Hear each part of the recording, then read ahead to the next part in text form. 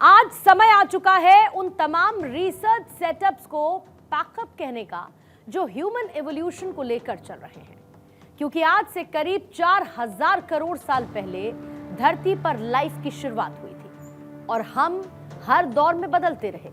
हमारा शरीर बदलता रहा, कद काठी रंग ढंग सब बदला, लेकिन आज हम एक ऐसी दुनिया में लॉग इन कर चुके हैं जहां पर हम होते हुए भी हम नहीं हैं और हम नहीं होते हुए भी हम हैं। यानी कि आज टेक्नोलॉजी जब आभासी दुनिया की डोरबेल बजा रही है, तब हम क्या उस पते तक पहुंच भी सके हैं या नहीं, ये जानना आज जरूरी है। क्योंकि गाड़ी चलाने का सबसे पहला नियम ये कहता है कि ड्राइविंग करते समय हमारी नजरें सबसे ज्यादा फ्रंट पर होनी चाहिए। इसके साथ ही बैक और रेयर मिरर्स पर भी हमें ध्यान देना चाहिए। आज ह्यूमन इवोल्यूशन का चैप्टर बैक मिरर से देखा जा सकता है, लेकिन फ्रंट मिरर से हमें वो आभासी दुनिया दिखती है जिसका वैश्विक नामकरण एआई के रूप में हो चुका है। और लेफ्ट राइट के मिरर में हमें इस वक्त चीन और अमेरिका दिखाई दे रहे हैं। ऐसे में आज हम स्थिति के जीपीएस में भारत की उस पोजीशन के कोऑर्डिनेट्स के बारे में आपको बताएंगे, जिसको रिफ्रेश करने के बाद आपको भी सुनाई देगा that you reached your destination। और यही है आज की हमारी A Short Trip to India story.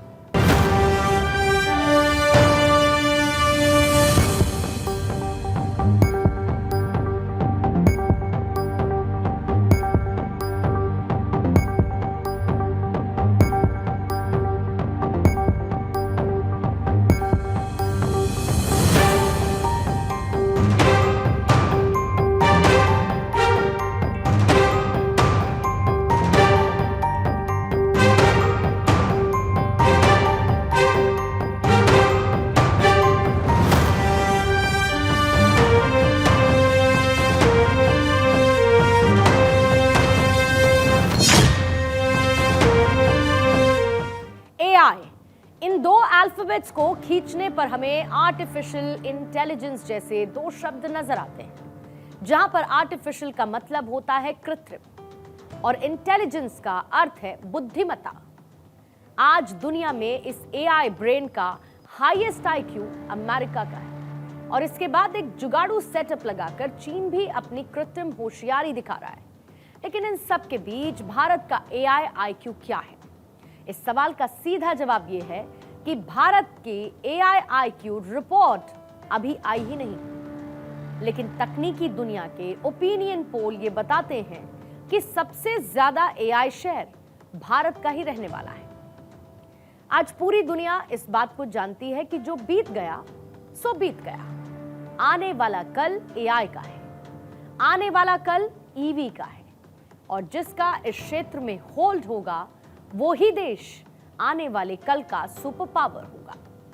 इस मामले में फिलहाल आज की सुपर पावर अमेरिका को सबसे बड़ी टक्कर या फिर यूं कहें चोट चीन ने दी है। सबसे पहले आपको कॉन्टेक्स्ट के साथ पूरी बात बता देते हैं।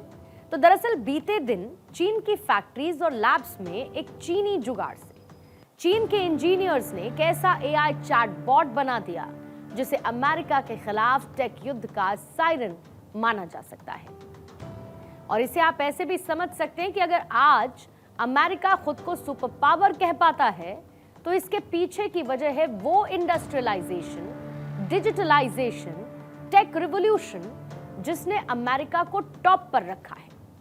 लेकिन अब उसका ये पद, उसकी ये पोजीशन चीन की तरफ से चैलेंज की जा रही है। चीन ने डीप सीक नाम का एक ऐसा एआई मॉडल लॉन्च किया जिसकी चर्चा पूरी दुनिया में होने लगी है और लोग चैट जीपीटी, गूगल जेमिनाई पर भी इसी के बारे में जानकारी लेने लगे हैं।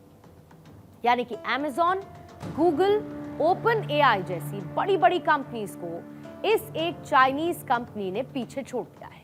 इस एआई टूल को बनाने वाले का नाम है लियांग वेनफेंग और इन्होंने डीप सीक से पूरी दुनिया को हिलाकर रख दिया। डीप सीक लॉन्चिंग के सिर्फ 24 घंटे के अंदर ही अमेरिकी कंपनी NVIDIA को करीब $600 अरब का घाटा करवा चुका है और लियांग ने इस एआई मॉडल को टेक की दुनिया में कहें तो कौड़ियों के भाव में बनाया है। जहां पर चैट जीपीटी को बनाने में 863 करोड़ रुपए से भी ज्यादा का खर्च हुआ, तो वहीं डीप सीक को बनाने में सिर्फ 49 करोड़ का एक्सपेंडिचर हुआ। और यही वो वजह है कि आज ये पूरी दुनिया में एक तरीके से छा चुका है।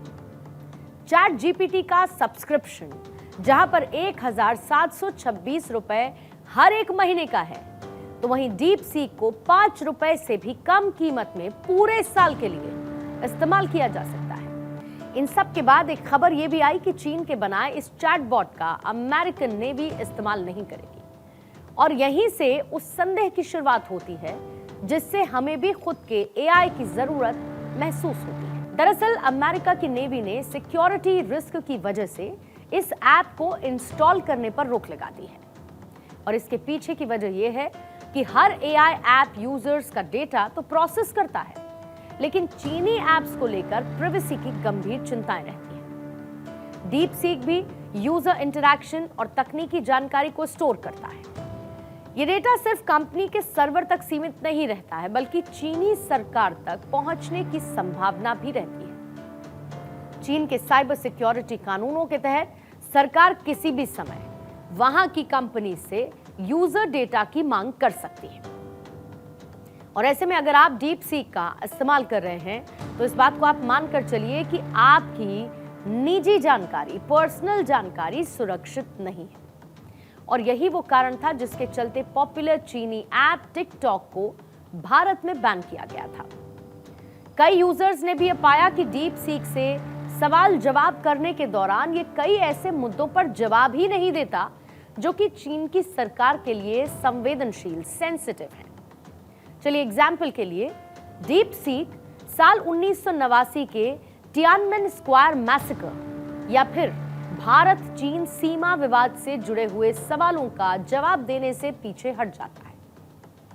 यह दिखाता है कि डीप सीक चीन की सेंसरशिप वाली नीति को भी अपनाता है।